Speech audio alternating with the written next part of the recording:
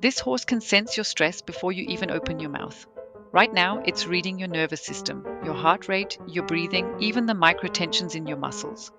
But here's what most people miss. Horses don't just read our nervous system, they actively help us regulate it. And this survival mechanism? It's the same one we desperately need in our modern relationships, our teams, and our leadership.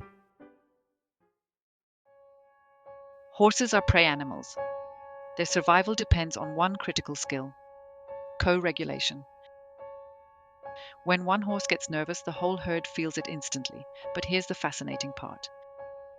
When one horse calms down, the others follow. They literally sync their nervous systems together. It's not conscious, it's biological. And we humans, we do the exact same thing, we just forgot how to use it intentionally.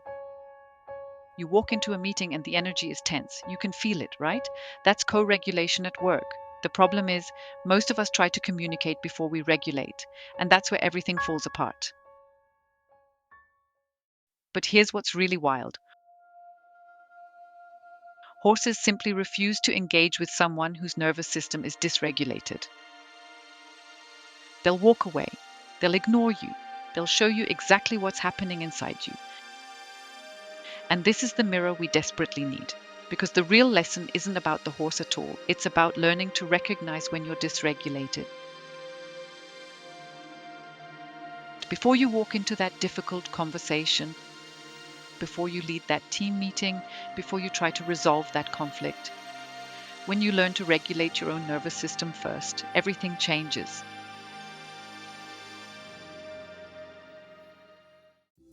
The first thing horses teach us is awareness. They make the invisible visible. Watch this coaching session. This person thinks they're calm and confident, but the horse backs away. The person might say, "I'm fine, I'm relaxed," but their body is telling a different story. Shoulders tight, breath shallow, heart rate elevated. The horse isn't judging them. The horse is simply responding to their nervous system state. And the moment that person becomes aware, the moment they notice their own tension and consciously release it, watch what happens. The horse moves closer. Connection happens. This is exactly what we need in our human interactions. Before you can regulate, you have to know you're dysregulated.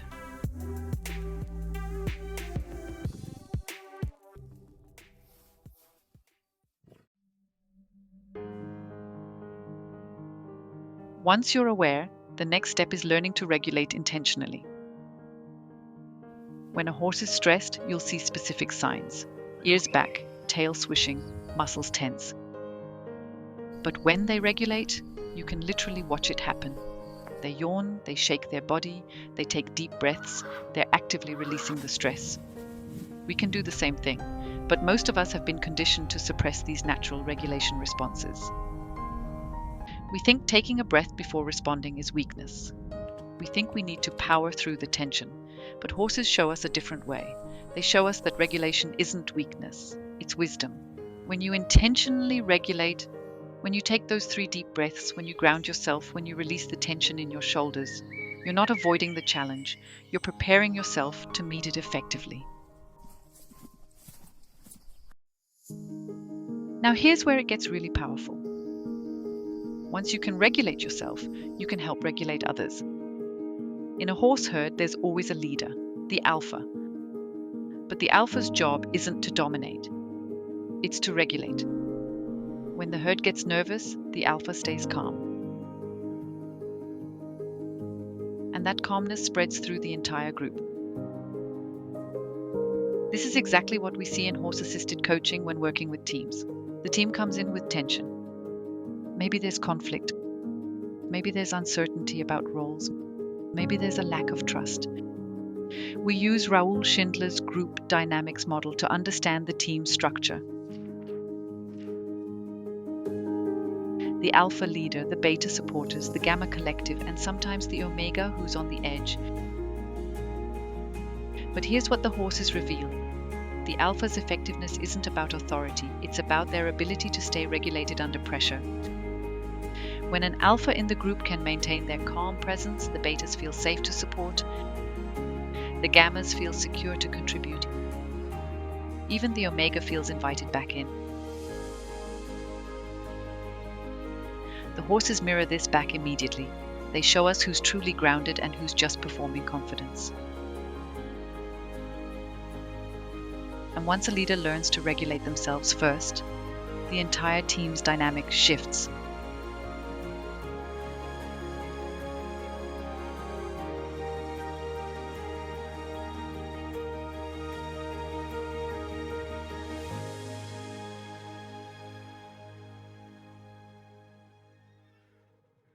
So how do you actually use this?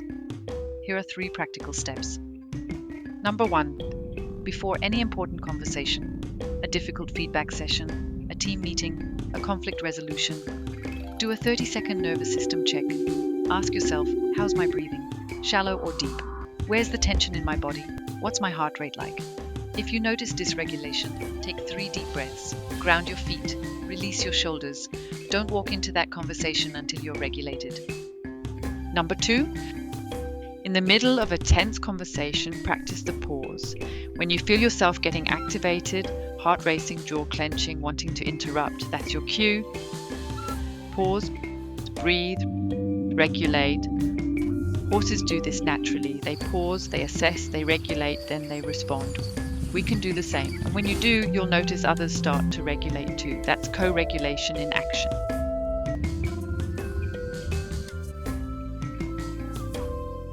And number 3, the most powerful thing you can do in any group, whether it's your family, your team, or your organization, is to become the regulated presence, not the loudest voice, not the most dominant personality, the most regulated nervous system. When you can stay calm and grounded while others are stressed, you become like that alpha horse in the herd. Your regulation becomes contagious.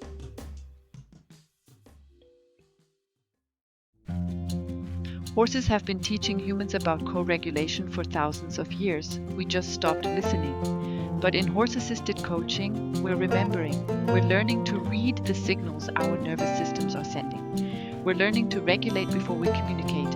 And the impact is profound. Better relationships, clearer communication, stronger leadership, more authentic teams. All because we learn to regulate before we communicate.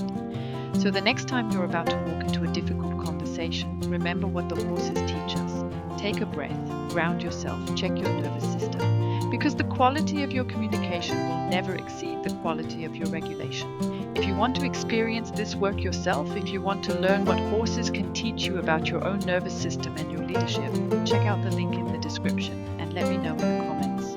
What's one situation where you wish you had regulated before you communicated? If this resonated with you, subscribe for more insights on leadership, communication, and what nature teaches us about being human. Thanks for watching. And remember, regulate before you communicate.